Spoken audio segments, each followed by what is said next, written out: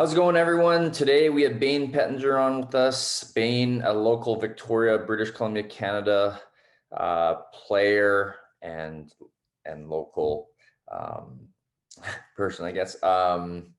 Bayne played at the Victoria Racquet Club and the Junior B Victoria Cougars in town. After that, he has worked in hockey for 15 years now, 12 years in Hockey Canada, learning a lot about not only just the game of hockey and how the business of hockey works, and with some very important people there. And he's also spent 2 years in the CAA talent agency with JP Barry and Pat Brisson.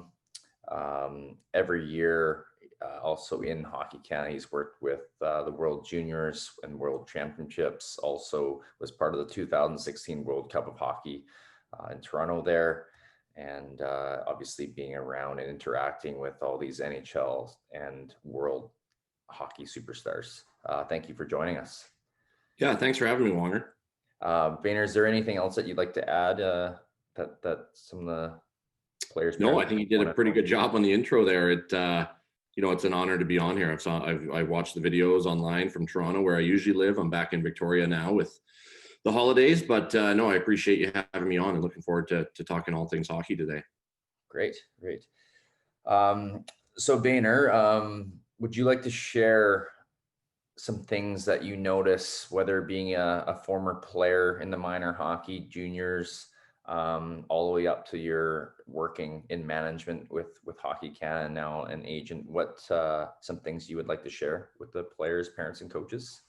Yeah, I think the biggest thing for me that I see, using my past experience, whether it was at Hockey Canada or now almost on 2 years on the player representation side, is that there is no set path, that whether it's an academy 1 year or the BCJ or the WHL or a season in Europe, or, you played in China, there is no hockey is going to take you where opportunities come. It's a matter of, do you take those opportunities, so there is no one right path of how to, everyone wants to get to the NHL and sees that as the end goal.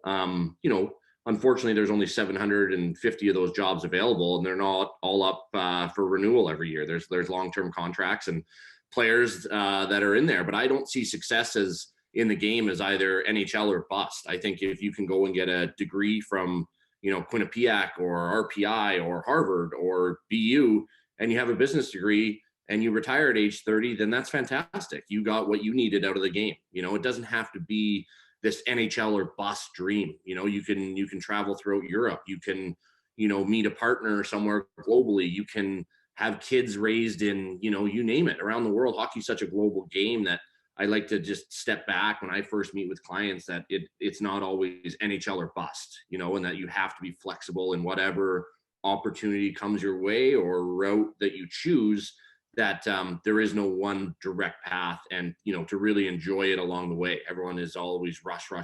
Who am I drafted by? How am I going to play NHL games?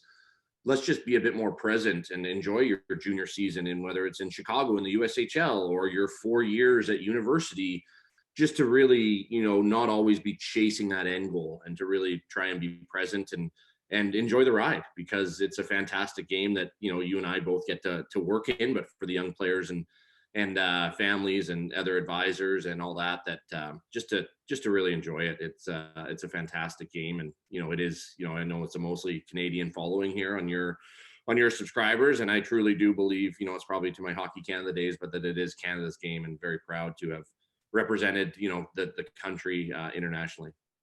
Right. Yeah. No, you put up a lot of good points there. Even relating from my playing days now that I'm finished, it's get so caught up in just wanting to get there. For me personally, it was always just get to NHL, do anything it takes to get to NHL, put in the hours, put in the work, do whatever it takes, and try and figure out of how you can get your way up the ladder. And I think personally too, is just stubbornness, just wanting NHL only, and not realizing. I mean, even my parents from a young age were always just saying, get your education, and they're saying the right things, and they're right. But when you're in it as a player, all you want is to reach your dream and your goal, and you feel like if you know if you're putting those hours in and committed to doing that, you just feel like you just want to get there, but also kind of feel you deserve it, right? So you're doing everything you can, and you don't want to hear those negative, those stuff that you don't really want to hear. And Yeah, and I and think that's key yeah, is eliminating the noise out there, right? And being, I say this as, now a 33-year-old agent, but I remember I played junior hockey. You're always looking at the draft rankings. What are your peers doing? Oh, they're ranked higher than me. They go off to the WHL. He's already got a committed scholarship. Where you kind of have that panic. But I'm a strong believer that everything happens for a reason, and your path, it can't just be end game NHL. There, it's going to hockey. If you've played professionally. I never had that luxury. I just worked with professional athletes, but the journeys that you can find yourself in all pockets of the world in hockey, whether it's Australia to Belgium to, the CHL to NCAA, it's a fantastic game, and just to enjoy it as it goes, because it's going to be, you'll be like Wonger and myself sitting back and not playing anymore, but both had some great experiences traveling the world, and wouldn't change it for anything.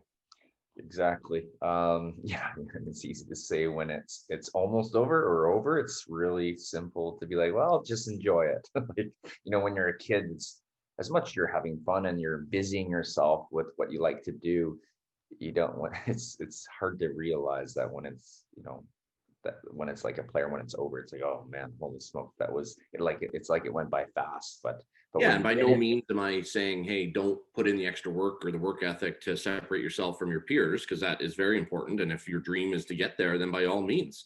But I'm just saying, don't look at it as a disappointment, and wasting, I've have from my days at the Racket Club to Hockey Canada, some fantastic friends in the game too that are, lifelong friends. So it's not just about NHL or bust, is all I'm trying to say, is that there is a lot of good things that come out of the game. And if you're fortunate enough to be one of those top, I think 1% that makes it to the National League, there's a couple out of Victoria here that are currently playing, and Jamie, Jordy, and Tyson, and Irwin's on his back nine there with I think he's with Boston. But it's very rare to have players, especially from Victoria, play in the National League. But there is a lot of non NHL success stories in the game.